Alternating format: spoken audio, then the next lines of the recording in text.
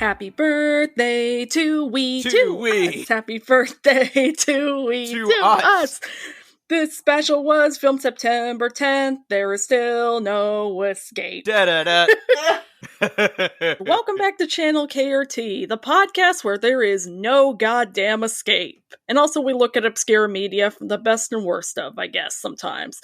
I'm Professor Tinkerputt. I'm Randy and I'm eating sushi. Yay! So you'll probably hear sushi noises. I'm Tyler Green, and is it really no escape if we willingly choose to talk about this? Fair. So how has it taken us almost 2 years, not counting our Patreon minisode, by the way, please give us money. Yay, money! How has it taken us this long to talk about Barney again? For a podcast where there's no escape from this motherfucker and we bring him up almost every episode, we actually haven't talked about a special of his in a while, and it's been 2 years since our episode on the annual mistake. Well, almost, but still, holy shit. Yes! So we did escape for 2 years is what you're saying. Technically, yes, but also no. Yeah, you're right. I do have a Baby Bot plush hanging in my room. Cut the cord. Cut the cord. I'm sorry, little one. No! And funny enough, this special comes from the same year, Barney's first ever live tour. Well, technically it's been going since 96, but this was where they taped it. And they taped it in North Carolina, so... Yeah, they taped it in North Carolina at the Lawrence Joel Veterans Memorial Coliseum. Actually, let me look into that place real quick. So it's not like this is some old ass theater too that's been around since the vaudeville days. According to Wikipedia, this was built, construction began in 1987 and it opened in 1989. So it was still pretty brand new around the time of it opening. We should mention this was actually filmed in December 1997. And came out a couple months later in May 1998. So this is actually a pretty busy stadium. So we have a list of concerts here that we've had. We've had AC/DC, Avenged Sevenfold, B.B. King, The Beach Boys, Billy Joel, Bob Dylan, The Boston Pops, Carrie Underwood, Cher, Dave Matthews, David Lee Roth, Dolly Parton, Elton John, Garth Brooks, Hilary Duff, Judas Priest, Kelly Clarkson, Clay Aiken, Lil Wayne, Ludacris, Lupe Fiasco, Marilyn Manson, Martina McBride, Matchbox 20, Neil Diamond, Nine Inch Nails, Pantera, Papa Roach, Fish, Primus, Rascal Flatts, Reba McEntire, Styx, Sublime, Sugarland, Tina Turner, Tool, White Zombie, I'm almost done, Wiz Khalifa, Zac Brown Band, and ZZ Top. I'm genuinely amazed none of those names were the Harlem Globetrotters, because I genuinely thought that was a basketball stadium. And in 1997, it hosted Some Purple Asshole and Duty from Greece. I saw the Wiggles at the DCU Stadium, which had acts like Janet Jackson. They'll just take whoever's paying enough. Nice. They're just like, you know what? It's the fucking Wiggles, but it brings in Beyonce money, so. And I saw a Dora live show at some big theater in Sacramento. I forgot what it was called, but it's pretty big. There was the Nutcracker performed there, a bunch of other concerts and operas were performed there. They decided to save it for Dora in the City of Lost Toys. Do with that what you will. And also, I still can't believe Barney's managed to play at both Radio City Music Hall and this building. What the fuck? It's called, if you want to see them live, you basically have no choice but to pay for multiple tickets because it's parents with kids going. Cha-ching! So today we're talking about Barney's Big Surprise, which, of course, was a national live show that ran from 96 till 98 and was officially released on video on May 19, 1998. This was actually the first national stage tour for Barney, even though a couple years prior he had the Radio City Music Hall live show, which had the creepy motherfucker known as the Winkster. God, discomfort character, along with Mr. 10 again. Yeah. Thanks your lucky stars we're not talking about those episodes. No. So, what is everyone's relationship with the specific special? All right, so 1998 was basically the peak of my Barney hyperfixation because that was pretty much the year of no escape with the movie coming out. The movie and this are probably the tapes that I've watched the most amount of times because I don't know why these just appealed to me so much, but they were just the big thing for me. I think I even owned an Easter basket that contained the Barney's Big Surprise and then where they set up like a hot air balloon style basket in it. It was amazing. And then right after that, I began to hate him. But I will say though, as much as I'm gonna riff on this special, and as much as I will have fun making fun of it because, well, it's Barney, I actually think this is the best of the live shows. I agree. This was a really seminal moment in Barney history, as I've noticed a lot of Barney fans really, really love this special, and I can see why, quite frankly. Agreed. And, going into my history a bit with it, this is really the main association I have with all the Barney live shows because I think this is the one I watched the most. Same. And so I have a lot of nostalgia for this, and I'm actually really glad that we chose to do this since this is us celebrating our 3 birthdays together, technically. It is! Yeah. We had 3 consecutive birthdays and we couldn't celebrate them properly until now. You're the birthday, you're the birthday, you're the birthday girl. KRNT.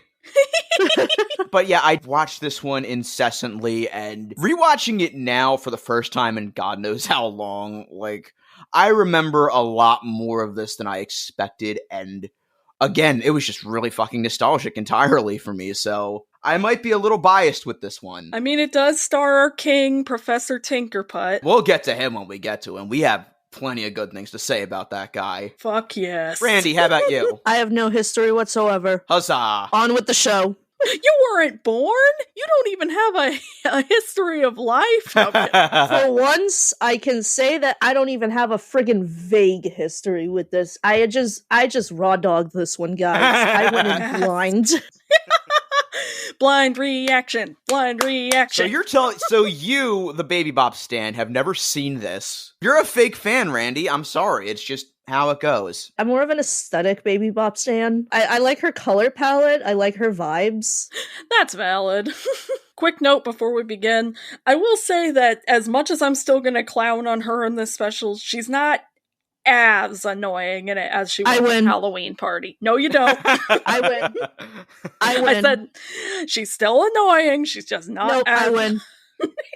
So we start off with, oops, sorry, we turned on Pixar's version of 7. I will say, seeing that CGI box jump around and then it blows out all the clips just filled me with this immediate rush of nostalgia. I know I'm saying the same stuff over and over, but that was just nice to see. That brought me back to, being a 3-year-old. Same. That did make me happy. I will say the CGI wasn't as dated as I was expecting it to be. Yeah, it's not bad, although I couldn't stop thinking of, for BJ's birthday, we're giving him Gwyneth Paltrow's head. What's in the box, Barney? Barney stopped goop. I know I was saying that theater didn't look very well run, but on top of that, I could smell that crowd. I'm sorry. Oh, God. Oh, my God, the fucking crowd shots. I thought I was gonna come out of that with stomach bug.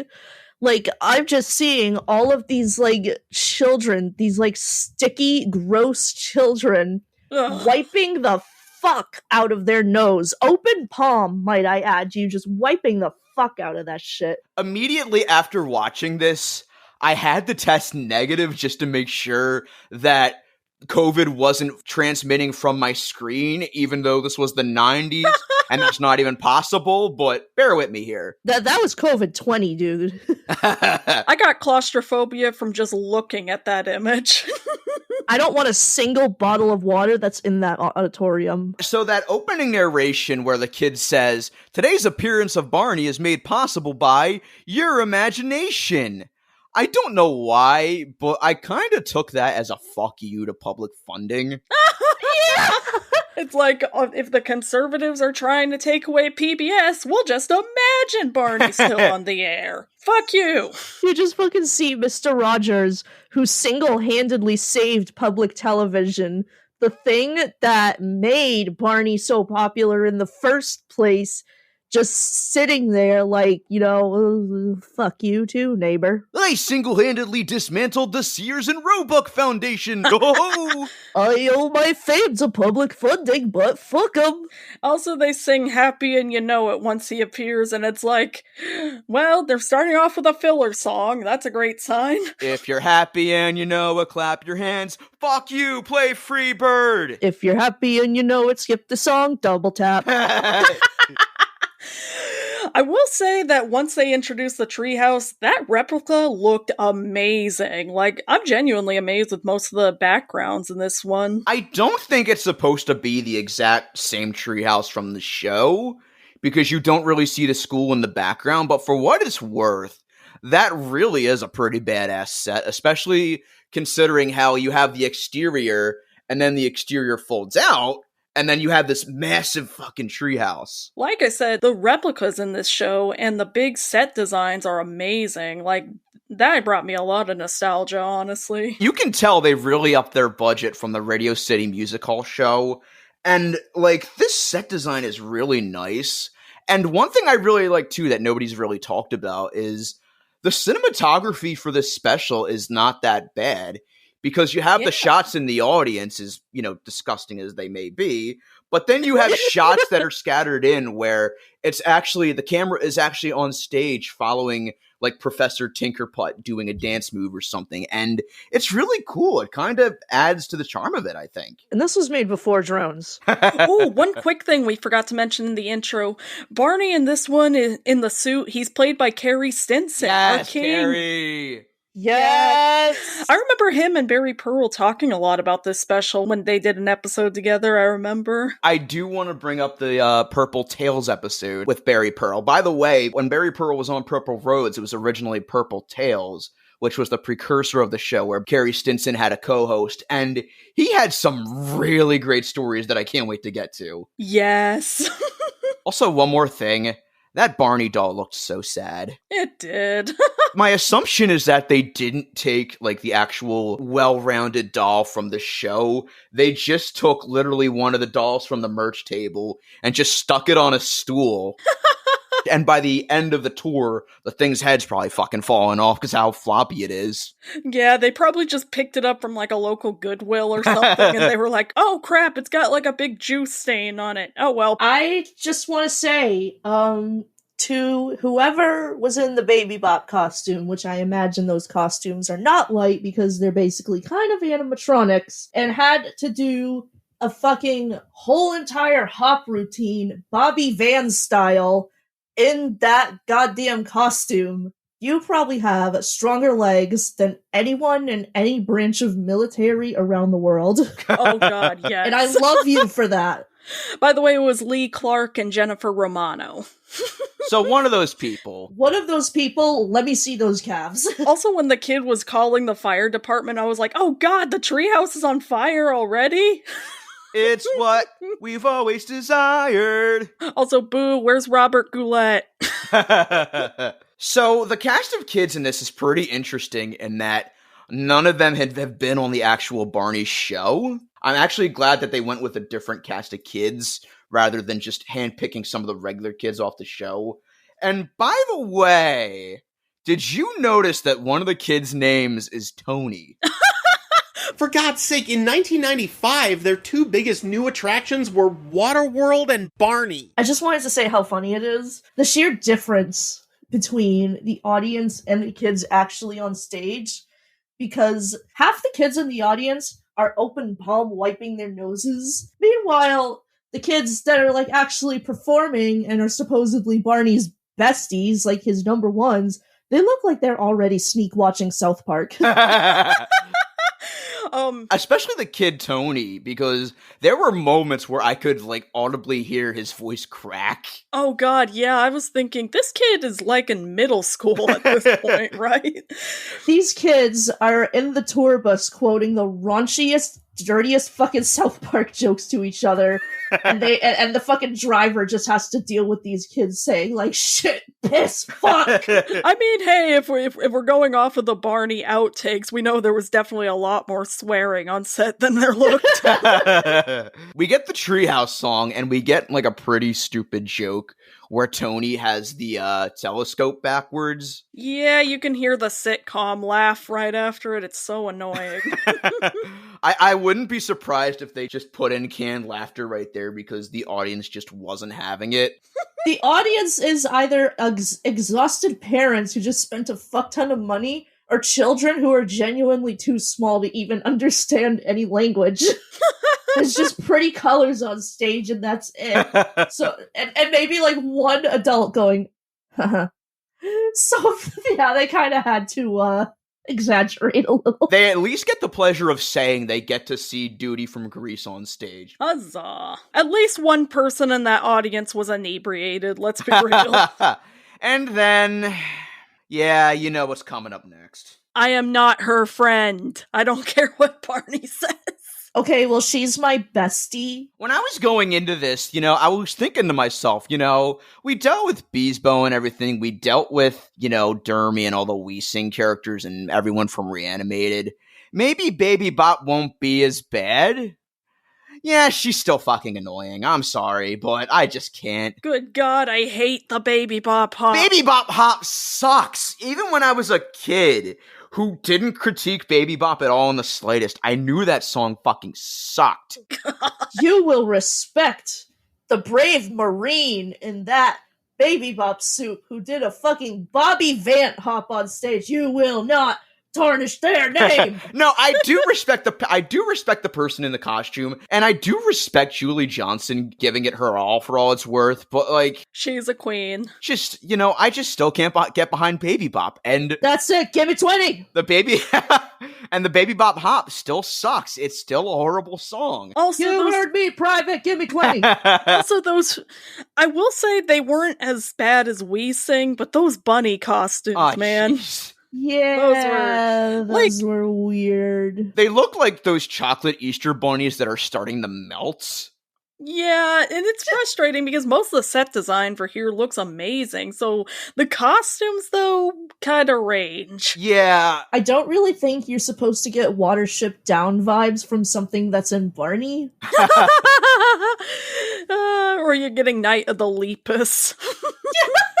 Or that one fucking bunny from the Twilight Zone movie. Also, Baby Bop, for God's sake, you played Radio Music Hall. Why are you choosing now to be shy? Because, hey look, BJ finally shows up 10 minutes into his own damn birthday special. I don't want to hear shit or fuck today about Baby Bop, because look at BJ. Too bad, you're getting it anyway. Wow.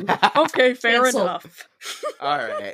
So BJ has so much of an ego that he makes his so-called friends carry around a giant bass drum with his name on it just so he can rub it in everybody's face that he's turning 7. Oh my god, it makes sense that we're giving him Gwyneth Paltrow's head then. Wouldn't it be so, like, fucked up if, like, there was just a fucking dump in the whatever town Barney lives in, and that dump is just full of, like, those big, like, bass drums labeled, like, fucking 1 through 6? And for his entire life, it just keeps filling up until it eventually reaches 74, at what age he dies of a stroke. Yay! As much as I can't stand BJ in this special, the song kinda slapped, admittedly. Kinda, but also barely. Happy birthday to me! Happy birthday to me! I'm gonna shout it out from the tallest tree! Happy birthday to me! Side note, was that present costume safe to dance in? Because I noticed it didn't seem to have visible eye holes, so I was so worried the person inside was gonna fall right onto the audience. So I guess Barney just so happens to keep these two people on standby whenever someone has a birthday, just so they can dance around in these unsafe costumes. And they probably aren't even union as far as I'm concerned. Oh no. These are my MK Ultra victims, who are now my personal servants, who only exist to serve me at my beck and call. Super duper. Also, BJ is just like demanding this red scooter, and it's like, I know presents aren't the most important part of a birthday, but I deserve one. Fuck you. Jeez. Oh, don't fucking ham it up, BJ. You know damn well presents are the most important part of a birthday. You're just saying that to make yourself look good. I know how you are. I can read right through that. Also, we're not making the obvious joke about the flying in an airplane scene. Oh, come on. You're not gonna tell me that BJ didn't fly the third plane into the Pentagon? No, here's what happened. If you want to be accurate about it, technically, that was a prediction of Sully. Because of the fucking ducks in the air. I know the Sully plane was geese, Oh, God. but you got this guy flying a plane, and then there's ducks flying all over him. We're going in the Hudson. I always feel like this song makes me feel like I'm in a plane that's slowly crashing because it just slowly goes and then suddenly it's like, oh, we are flying in an airplane, looking out the window, watching the clouds go by, and it's like, help, I'm falling. Oh, we are flying in an airplane, looking at the mountains. I don't think we're supposed to. Oh, we are flying in an airplane, looking out the window. No one's wearing a mask. I'm just saying this song would have absolutely set off Marge's paranoia of planes again. I'm asking you nicely to open the doors. Take it easy, Marge. How about if we dope you up real good? Let me off, let me off, let me off, let me off, let me off, let me off, let me off, let me off. So one thing I need to say about BJ's stupid fucking red scooter monologue is that they do the thing where everyone's like, let's go decorate, and they go off in the background and do their own thing, but they're all huddled together like they're talking about something. You can't tell me they're not talking shit about BJ behind his back. Okay, guys, I got in the red scooter, but I loosened one of the screws on the wheels. No. I'm just imagining one of the kids like just whispering to each other. No. He thinks we don't hear that fucking red scooter bullshit. He's a fucking bitch. Yeah. That fucking kite song. Oh, jeez. They didn't even try to not rip off Mary Poppins with it. Flying so high with its tail in the breeze, up in the air with the greatest of ease, flipping and dipping with colors so bright. I love to fly my kite. I know exactly how the formation of that song went. They thought, let's just try. Let's just see what we can do. Hey, Disney, can we? No. Let's rip off a song, let it go on too long, be completely out of tune, the Shermans are suing. Actually, now that I think about it, this song sounds a little like Nowhere to Go But Up from Mary Poppins Returns, now that I think about it. Lin-Manuel Miranda writing Barney songs wet. Well, at least no one's turning turtle in this one. Also, we were this close to some misfortune hitting Baby Bop when she lost her fucking blankie. Darn. Oh, that's another thing too. To segue into this song, Barney tries to do a guessing game with the kids where he tries to make them guess what kites are, but it just comes off as extremely condescending. God, it's like, I get that it's trying to get kids to do more comprehensive thinking, but I'm just like, Barney, most of these kids don't even know their alphabet yet. Give them a break. And now, ladies and gentlemen, the moment we have been building up to for almost 2 years now, since the inception of our first Barney episode. Yes! Erasmus Q Tinkerputt. Let's go! The dude! We stan this amazing king. The dude. The Alpha Chad. So, Kit, without further ado, who is Professor Tinkerputt? Alright, Professor Tinkerputt is a toy inventor who became friends with Barney and the kids. He used to live on Imagination Island so that he didn't have to share his creations with anybody. However, in that same special, Barney and his friends show him that it is nice to share with other people, and in this special he gets to show his character development. Yes! Huzzah. And he's played by the ultimate Chad, Barry Pearl. I am so glad we finally get to talk about this motherfucker after bringing him up several times and our audience probably doesn't know what we're talking about. Yes, especially since Barney's Imagination Island is probably the best special. Changed my mind. It really is, and it really helps too that Barry Pearl just got to add his flair because, quite frankly, he gives 100% to this role. He could have very easily just phoned this in. He could have been, oh yeah, I'm the guy from Greece, I'm better than this shit. But no, he went fully theatric in Barney's Imagination Island and this, and he gets some really good stuff to do here, I gotta say. Damn straight. He, Phyllis Cicero, and Robert Sweatman all feel like they just absolutely love playing their roles. The holy fucking trinity. Preston Power, Phyllis Cicero, we love you. Yes. We Also, love you. Speaking of Greece, rest in peace, Olivia Newton-John. Oh, we love yeah. you. I was more sad about that than the Queen. Yeah. I think everyone was. I really am actually kind of pissed at the Queen for overshadowing Olivia Newton-John like that. That was extremely petty, and that's just fucking shady. I mean, Martin Short didn't sing I Hate Olivia Newton-John on SCTV, I'm just saying. One quick thing I also wanted to mention, as amazing as he is in these two specials, he deserves so much more because the only other time he's mentioned after this is a bullshit mention and one of the worst Barney specials, Come On Over to Barney's House. I get that Barry Pearl probably wasn't available, but Mother Goose shows up so much more than he does, and it's not fair. Yeah! Mother Goose is a shit-tier Barney character. Meanwhile, Professor Tinkerputt could have had plenty more opportunities to show up in Barney, but he didn't. Right? Aww.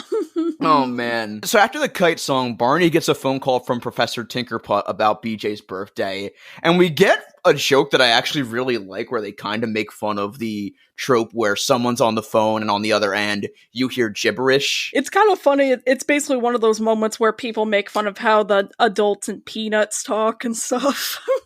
Also, this is in Imagination Island, but my favorite quote in the entire show is, And I'll help you get it down, or my name isn't George Washington.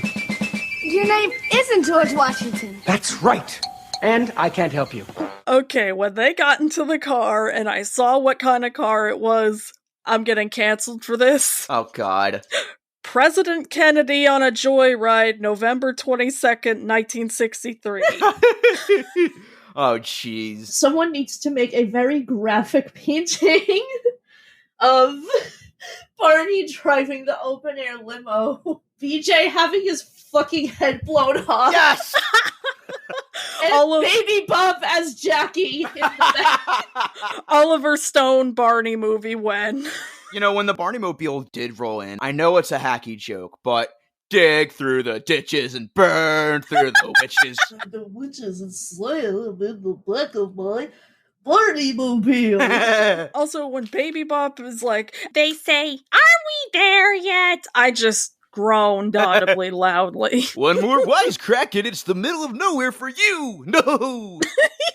Now I kind of do just want to see, like, BJ and Baby Bop as Bart and Lisa with Barney as Homer just doing the, are we there yet? No. Are we there yet? No. Can you take us to Mount Splashmore? No. Can you take us to Mount Splashmore? No. To be fair, there's a relation to that for me because when I was a little kid, because of the way BJ and Baby Bop's heads were kind of shaped like Lisa's, I thought she was a dinosaur for the longest time. I can see it. I can see it. I always thought BJ was Bart. What is he, if not just toddler-friendly Bart anyway? Also, I can't explain why this line made me uncomfortable, but it did. It's when Barney is explaining what a seatbelt is, and he's like, a seatbelt is like a special hug that keeps you safe. I get that you mean well, but like, It's giving too smart for strangers, that's why. Not the only time that he feels like bad touch at this special, by the way. Also, do we really have anything to say about the medley that they do when they're driving? Nope. Yeah, me neither. And they don't even fucking buckle. They don't. They just fucking pretend to. Like, you're still gonna get pulled over. So then Tinkerputt shows up, and to continue his legend status, he immediately joins them for a rendition of Mr. Knickerbocker. I will say, it's not Jimbo, so I'll take it. And also, it does genuinely slap. I do like the Barney version of Mr. Knickerbocker, quite frankly. It's one of the only Barney songs I truly do like. Painfully 90s. Though I will say Sheriff Knickerbockers is still the best. Valid. So Tinkerputt introduces him with his song from Imagination Island, and speaking of songs that slap. And he went through character development. He now sings about how he welcomes people to see his toys. As you can see, I've made a lot of toys, and I invent them all by myself. I play with them, and they make lots of noise, and then I set them back on the shelf. The sole performance of his song is exactly why I love Barry Pearl's Tinkerputt, because God, he goes 100%. No, he goes 200% in this performance. Also, his toy factory in the background looked genuinely amazing. Like, they actually built all this? It looks like this whole set and the transformations they're doing and the transitions are just so good. And I wanted to live there. I will say the one thing that kind of threw me off was in the background, you have these two dancers dressed up as clowns or something. I think they're either clowns or ragdolls. I don't know, but I actually thought those were corpses at first because they weren't moving. For the first minute of the song, they're just sitting there like in weird poses unblinkingly, and it's just really uncomfortable. And then Tinkerputt brings them to life, and I don't like it. I think I need to make some peace here and just be honest with myself for a second. When I was younger, and I wasn't as cultured as I was today, I was actually afraid of Tinkerputt as a kid. Aww. I can't explain why, just something about him gave me a bad vibe. Barry Pearl, I am so sorry, my guy, but like, I got better. I just want to say real quick, so I think this actually kind of lasted me through my child. I've just had this lifelong fear of like dolls, like porcelain dolls, or like, dolls with like kind of like humanish faces, Plushies, hell yeah. Dolls, fuck no, get that shit away from me. But yeah, I'm terrified of dolls. If you put me in a bedroom with dolls, I would actually rather sleep outside. That being said, I'm glad I have no history with this special, because that would not have fucking helped at all, actually. I have something I just remembered. So when I was younger, my mom and my stepdad were going out to a party or something, and they took me over to the neighbor's house. I walk in, and the neighbor's watching Barney's Imagination Adventure, and it's the exact moment when Tinkerputt shows his face through the door. I ran out screaming. Again, Barry Pearl, if you ever hear this by some miracle, I'm so sorry. If it helps, I didn't watch this special in full until I was like 12, because I was so deathly terrified of the growing scene at the beginning of the movie. Jeez. That was nightmare fuel. Here's what trips me, though. I was afraid of Tinkerputt as a kid, but not Mr. 10 again. Oh, that motherfucker. Granted, I've never seen that episode. I didn't see that episode until Marissa pointed it to us, but good God. Lord. 1 little, 2 little, 3 little toes, 4 little, 5 little, 6 little toes, 7 little, 8 little, 9 little toes, 10 little toes on her feet. Yeah, we should explain who Mr. 10 again is, but also I don't want to, so... No. Oh man! Just look it up. It's yikes. It's bad. We're not going to talk about it on this show. Even we have limits. I mean, I guess I'll say this much. I guess he's not the worst character in the show to be performed by a problematic voice actor. Cough, Todd Habercorn as Mr. Knickerbocker. Cough. So one Barry Pearl story that I want to parrot before we move on is when he was on Purple Tales. He was talking about how they were doing a show in Florida, and that day they were going to Busch Gardens, and they went on Montu. But because Barry Pearl was talking about how he won't do roller coasters unless he can, scream as much as he can, so he went on the roller coaster like 5 or 6 times, and he blew his voice out entirely. Oh, man. So when he's performing Tinkerputt, he kind of sounds like this a bit. But then, since... the songs are recorded. Hey, But since the songs are Can you hand recorded, me my Marlboros? Mr. Professor Tinkerputt in The Sopranos when. but since the songs are pre-recorded, it goes from Barry Pearl's voice being completely blown out to him belting, "My name's Professor Tinkerputt. You might think it's funny, butts." Also, those robots during the robot song, they look like if Pee-wee's Playhouse and Devo ended up melting together. So again, I was afraid of Tinkerputt as a kid, but the freaky-ass robots were fine with me. I don't know, man. To steal from Podcast The Ride's newest episode, they look like heartbeats. It's giving very much the original Haunted Mansion Bride. It really is. Also, that had to be improvised when Professor Tinkerputt said, "Get down with your bad self," right? But he was right to say it. Yes. I feel like there was someone writing that who said, okay, so this is what's cool to say today, so try and throw one of those in there. We are extremely white. I said a hip, hop, a hippie to the hip, hip, hop, and you don't stop, hop it. So I do want to mention real quick, there's actually a cut song on the soundtrack. I don't know how they would have fit this in, but the song Listen to the Nighttime was originally going to premiere here before it did Barney's Camp 1 Runaround, which is another one I watched incessantly as a kid. And Oh, yeah. I'm not going to lie, it's one of the only Barney songs as a kid that like truly got me emotional. Like, I would actually cry listening to it. Aww. Listen to the nighttime. You can hear the raindrops sprinkle. Listen to the nighttime. You can hear the branches blow.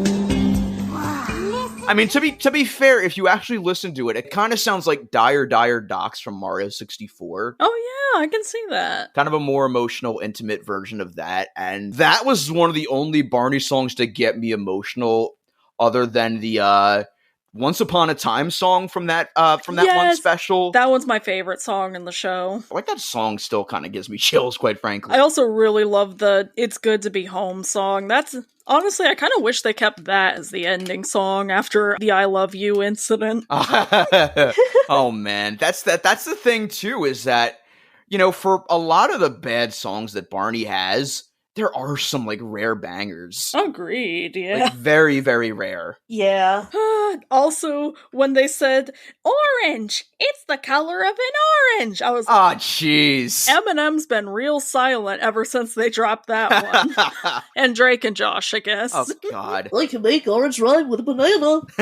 Banana. So, Professor Tinkerputt tells Barney that he needs to borrow the Barney-mobile to drive BJ's surprise back, and of course... Did he just say he has to barn-o the Barney-mobile? Heyo!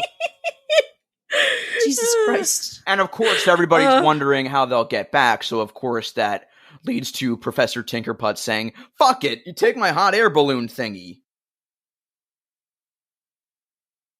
Also, when they're starting to go into intermission, you can see Professor Tinkerputt dancing with one of the clowns, and I was like, he got himself a clown boyfriend? Good for him.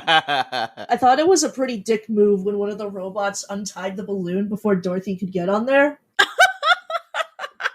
No, if you look real closely, he does that.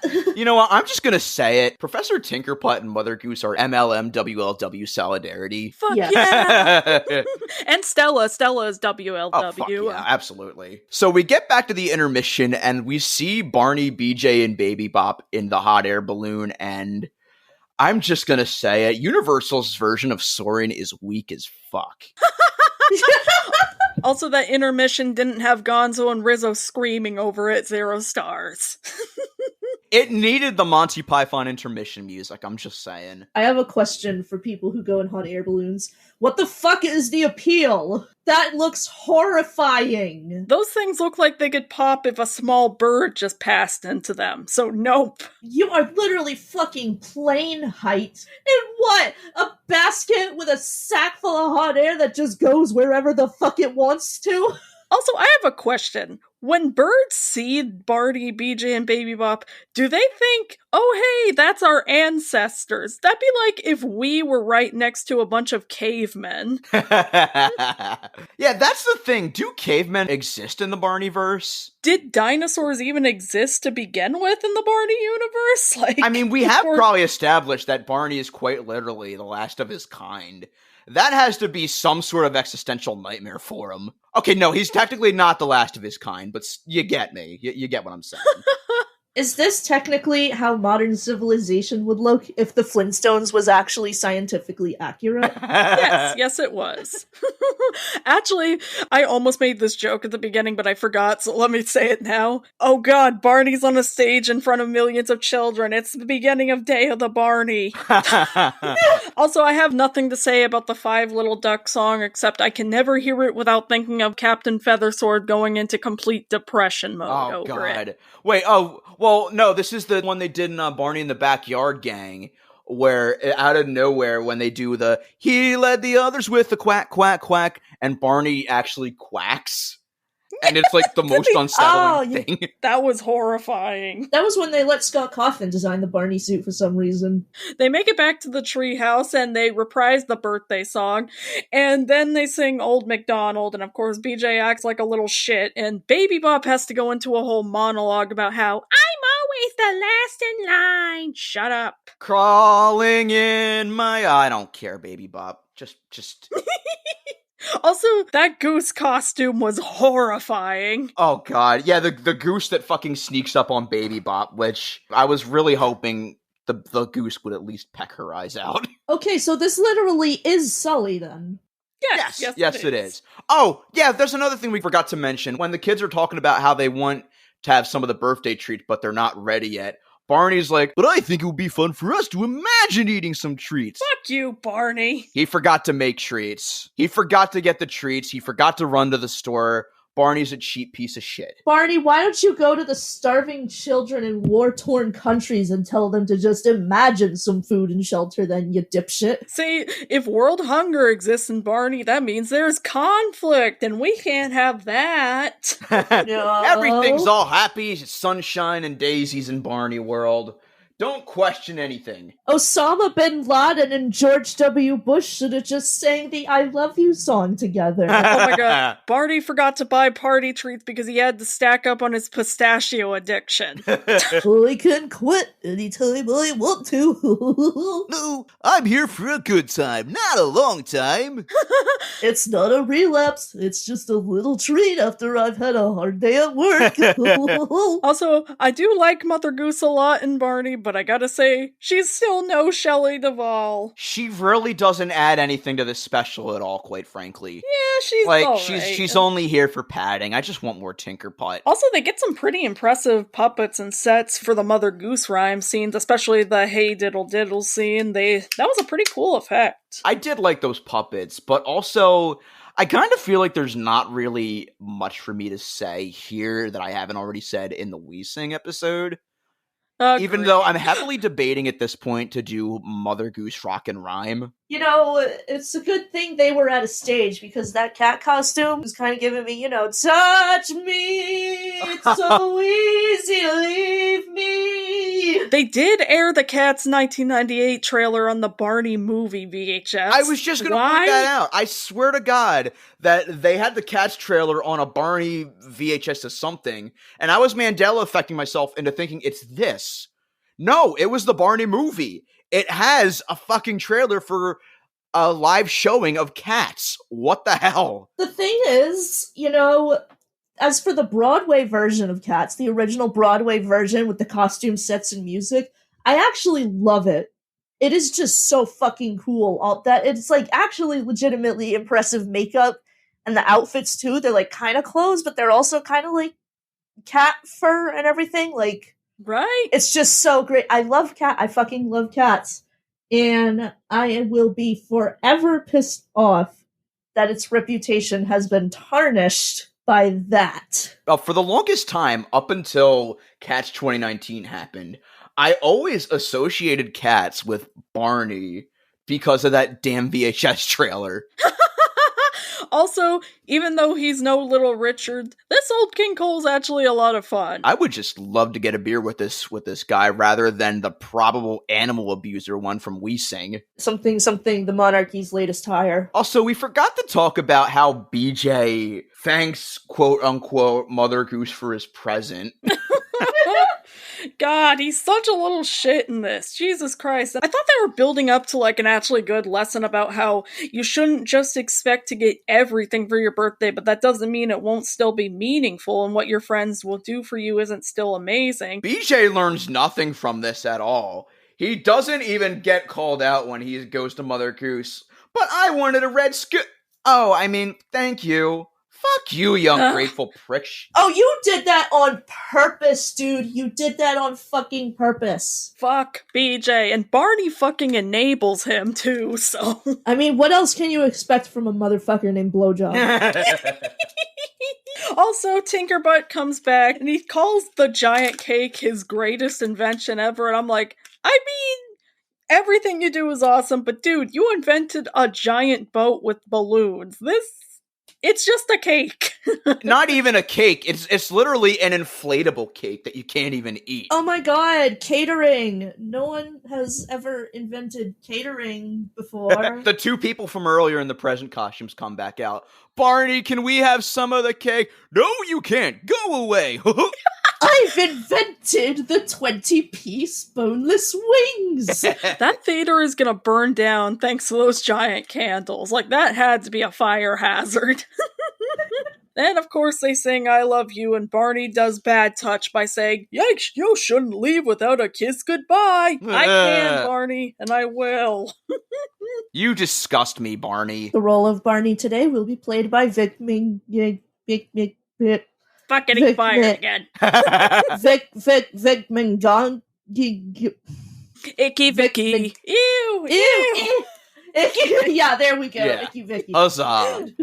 Huzzah. But really, with the second half, there's really not much to talk about. Yeah, like I said, it's a really solid last half. It's kind of hard to talk about because it's all basically public domain stuff. And again, it's all stuff we talked about on the We Scream saga that we did. Oh, one quick thing I wanted to say. During the Little Miss Muffets segment, they definitely picked up that spider from a local Halloween store because that thing looks scary. Yeah.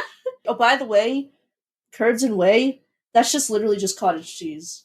Just eating a straight bowl of fucking cottage cheese. One thing I forgot to mention about King Cole is that he easily has the best job out of everybody in this special outside of Barry Pearl, because all he needs to do is just stroll in the audience, look regal, and just dance on stage when they do Old King Cole. And then he just disappears. He legit had swag. He did. But yeah, like I said, there's just not much to talk about with the second half, even though it is still pretty good and still a lot of fun. And of course, they sing the I Love You song. That's kind of a given. I know the audience reactions are supposed to be all sweet, like you see, the parents and the kids like hugging and kissing each other. That's cute. But you can see how exhausted the parents are as well. The parents are like, come on, kids, let's get home so mommy can have her special drink. Okay, honey, give mommy a kiss. Mwah, mwah, mwah. Okay, I need to go home and have some special juice now. All right, so for Barney's big surprise, do we give it a keep the tapes, put in the donation box, or burn the tapes kit? Keep the tapes, definitely. I'll admit the first half is a bit better to me than the second half, but it's still a really solid special all around. It's easily the best of the live shows, and I can see why this was the one I watched the most as a kid. Oh, so Barry Pearl is forever the king. Damn straight, Randy. You know what? That's a donation bin for me. Huh. Valid. Okay. It's still Barney. I mean... I feel like burning it would just be giving it what it wants, so... And plus, it's Duty from Grease. Duty from Grease and Baby Bop. How could you not give it a keep the tapes, Randy? You know what? I'm keeping it just to spite you guys.